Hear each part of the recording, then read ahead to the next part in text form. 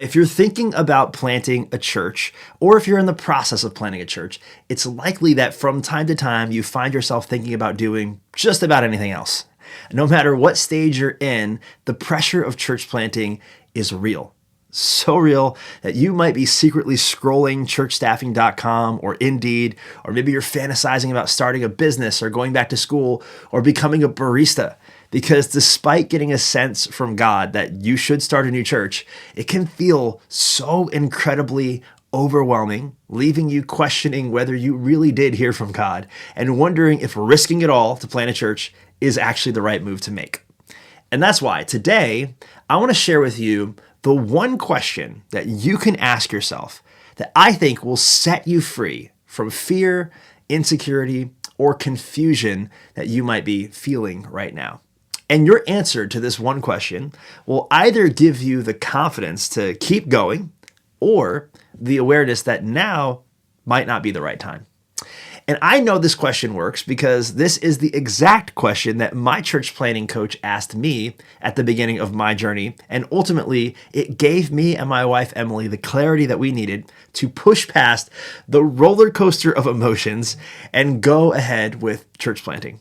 And I'm so glad that he asked us this question because it led us to planting a growing church in one of the most expensive and least church places in the country, Long Island, New York. And I'm confident that if you're willing to wrestle with this question honestly, it will give you the clarity that you need to. Now, speaking of clarity, before we go any further, I want to tell you about a resource that I have for you that will help you clarify what you need to be focusing on most when it comes to fundraising.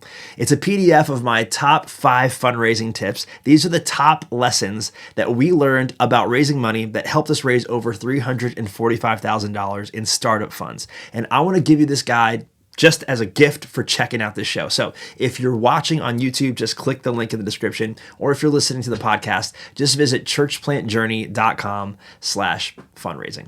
So in June of 2020, I was living in Missouri and my future had never been more uncertain in my entire life. And not just because we were in the heart of the pandemic, but because the pastor of the church I was working at had recently resigned, leaving me as the interim lead pastor.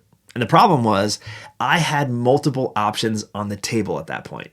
I could either stick around and possibly become the next lead pastor of the church that I was at and that I loved, or I could look for a new job as an executive pastor somewhere else, or I could stay where I was and hope that whoever the next lead pastor was wouldn't fire me and let me keep my job as the executive pastor right there.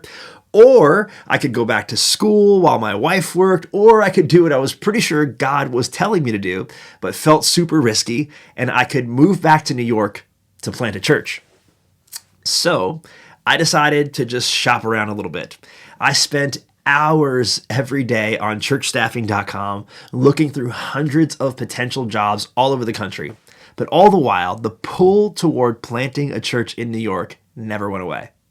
So eventually, I found myself on a call with Justin Raby, the church planning director at Grace Church in Kansas City.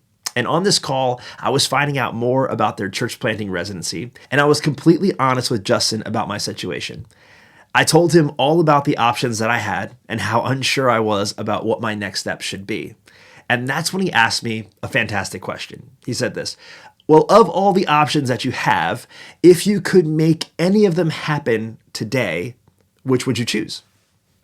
And to be honest, I kind of evaded his question a little bit and I said, well, if I knew that I couldn't fail, I'd plant a church.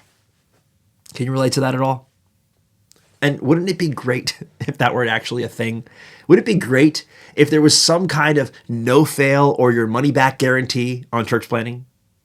I would love that. Now, in response to my answer, if I knew I couldn't fail, I'd plant a church, Justin asked me the absolute perfect question. And it's the question I'm begging you to answer honestly for yourself. You want to know what he said? He said, what if you're meant to fail? Think about that. What if you're meant to fail? Now, if you're anything like me and you are terrified of failure, do yourself a favor and sit with this question for a little while. Let it sink in and let yourself answer it honestly. What if God really did ask you to plant a church? And what if you're meant to fail? Even if you're pretty positive that that's not how God works, just play along anyway. Pretend for a second that God is asking you to be like the prophet Jeremiah. If you don't know that story, go look it up. Pretend that in your future, you will be going on a date with failure. It's all been arranged. The restaurant's been picked, the table is set, and you're about to have the worst date of your entire life. How does that make you feel? Initially, probably not great, and that's understandable. And that's why what I want to do is I want to give you a few reasons why it's so important for every church planner to genuinely wrestle with this question. Even though it stings, even though it's difficult, even though nobody wants to. And then what I'm going to do is I'm going to give you 2 simple but really practical action steps to do today that will give you the clarity that you need to make sure you're headed in the right direction. And the confidence that you need to combat the feelings of uncertainty and insecurity and all of the other emotions that try to convince us to stay still or to turn back instead of planning a church. Does that sound good? All right, let's do it. So let's talk about a few of the reasons for why this is such an important question. Ultimately, this question, what if you're meant to fail? It does like a couple of things. It brings so much clarity. Specifically, it clarifies 3 things. What God is asking you to do, what's in your heart, and who you are trusting. This question clarifies 3 things. What God is asking you to do, what's in your heart, and who you are trusting. So let's break all those down for a second. What if you're meant to fail? Will clarify exactly what God is asking you to do. You see, God never really asks anyone to plant a church. Did you know that? That's really not our responsibility. We get to be a part of church planting. But at the end of the day, Jesus was pretty clear that the church belongs to him, and he would be the one who would build it. He once said, I will build my church, and nothing will stand against it. He's like the contractor, and we're just the day laborers. He's the one who has to worry about the deadlines and the commitments. We just have to do the job he assigned us to do today. But do you want to know what that means for you? If that's true and he's the one in charge, that means that you're not truly responsible for the outcome. Whether the church ever gets started or it gets started and then it doesn't make it, none of that is actually your problem. That's good news, because this isn't your church in the first place. It's God's, which means if that's true, your only job in this whole thing is to simply be obedient to what God is asking you to do. And that might be an unlock for you today.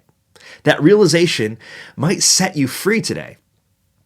That your only responsibility is to be obedient to what God is asking you to do today.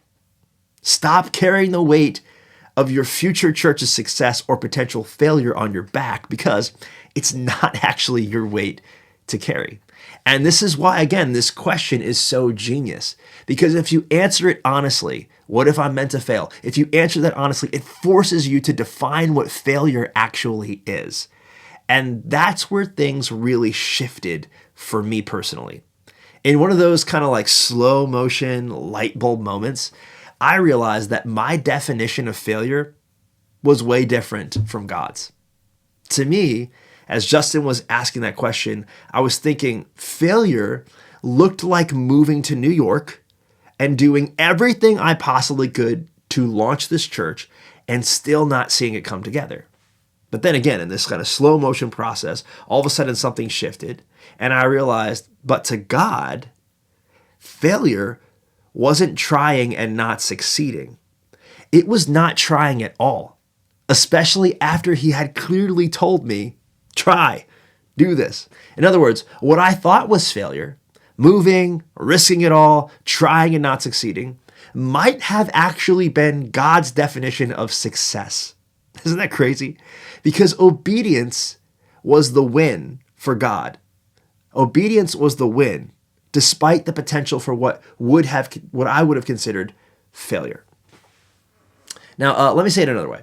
God's definition of success for me could have looked exactly like my definition of failure. Let me say that again. God's definition of success for you could look exactly like your definition of failure. That's wild, right?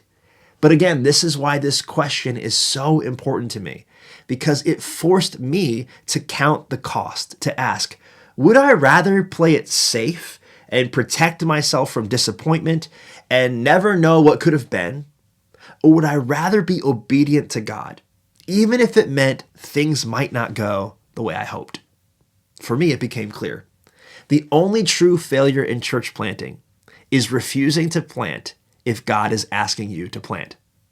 The only true failure in church planting is refusing to plant if God is asking you to plant. What if you're meant to fail? It clarifies what God is asking you to do. The second main reason this question is so important is because it clarifies what's in your heart. When you let yourself sit with the reality that this church might not go exactly as you planned, your reaction to that potential scenario will reveal what's in your heart. And there's obviously going to be all sorts of things in our heart. But what we're really looking for are the big things. The big things that tend to sabotage more than anything else. We're looking for things like pride, anger, and laziness. And at some point, we'll spend some time talking about all those things. But for now, I want to drill down on one universal toxin that plagues every single church planter at some point or another. And it's the emotion that holds more people back than I think anything else. Even more than pride, even more than anger, even more than laziness. You want to know what it is? Fear. Fear. I don't have the statistics on this, but I'd bet anything that more churches have failed to start because of fear than anything else. I'm guessing hundreds of thousands of churches that should have been started never made it past a God-given dream in somebody's heart simply because someone was too afraid. Afraid to fail, afraid to look foolish, afraid to try. And here's what's wild about that. Fear is like the one thing that Jesus just couldn't understand. Over and over again, he asked, "Why are you afraid?" Or he commanded, "Don't be afraid." To Jesus, fear had no business being anywhere near someone who claimed to trust God. And yet so many people miss out on the miracle of church planting because fear held them back. Now, don't get me wrong. Unless somebody surgically removes your amygdala, like the fear part of your brain, you're going to have moments where you experience fear. That's just human. That's normal. Where this becomes a problem is when your fear starts calling the shots, which leads us to the third reason this question, what if you're meant to fail, is so important. Because this question clarifies who we are trusting. Not only does it clarify what God's asking us to do, not only does it clarify what's in our heart, but it clarifies who we are actually trusting. Because for so many church planters, what they say implies that they're following Jesus. It implies that they're trusting Jesus. But what they do implies that they're actually following their own fear. And when that happens, our fear leads us away from doing the one thing that God wants more than anything else. Trust him. From the very beginning, you know this, from the very beginning, even back in the Garden of Eden, God's desire was that humanity would trust him wholeheartedly. And when that trust broke, he set out on a mission to win it back. The entire story of Scripture is God saying again and again, trust me, I'm with you, I've got you, trust me. Which means fear, when you think about it, is actually like a gift. Because fear gives us a chance to do the one thing God has always wanted us to do, to trust him anyway. Even fear of death is an opportunity to trust that death isn't the end, that God really does have the final word. Just like the apostles, Jesus literally told them that they were going to die brutal deaths. And then he still followed it up with, but trust me, in this life you're going to have lots of trouble, but trust me. So let me ask you, are you afraid of planting a church? Are you afraid of not having enough money? Are you afraid of failing? Are you afraid that you're not a good enough leader? Are you afraid that you won't be able to provide for your family? Good. Good. That fear is a gift if you'll let it be, because every one of those fears is an invitation to trust God. So when you think about the chance that this dream you have to plant a church might never become what you want it to be, does that scare you a little? It should. Otherwise, you wouldn't be human. It's not a problem to feel a little fear, as long as that fear isn't in the driver's seat, like Ubering you away from the place that God actually wants you to be. So if you're feeling a little bit of fear about church planting, here are two very simple but very practical next steps I want you to take today. Are you ready for them? They're very simple. The first thing I want you to do is I want you to write down all your fears. Literally. Just get out a notebook and a pen or open up the notes app on your phone and write down your fears. All of them, and get as specific as possible. I'm afraid of being laughed at. I'm afraid of asking people for money. I'm afraid of not making enough money. I'm afraid of upsetting the pastors in the neighborhood that I want to plant a church in, or I'm afraid of fighting with my spouse. I'm afraid of my kids becoming troubled pastors' kids, or I'm afraid I don't have the capacity physically, mentally. I'm not a good enough leader, whatever it might be. Get a pen and paper and write down all of your fears and be as specific as possible. Then the second thing I want you to do is ask yourself, what if my greatest fears are supposed to happen? What if my greatest fears, what if all these things that I just wrote down are supposed to happen? Is it worth it simply knowing that I've been obedient? Is it worth it failing in this way, knowing that I've been successful at saying yes to God anyway? And now, this is important to note, and now is not the time to power up and pretend like you are super spiritual and have super faith. Now is not the time to manufacture that kind of thing. Now is not the time to try to impress anyone with your faith. This is just between you and God. Now is not the time to be like Peter, where Peter's like, oh Lord, I would die for you. And Jesus is like, no, you won't, Peter. You won't even be brave enough to admit that you know me.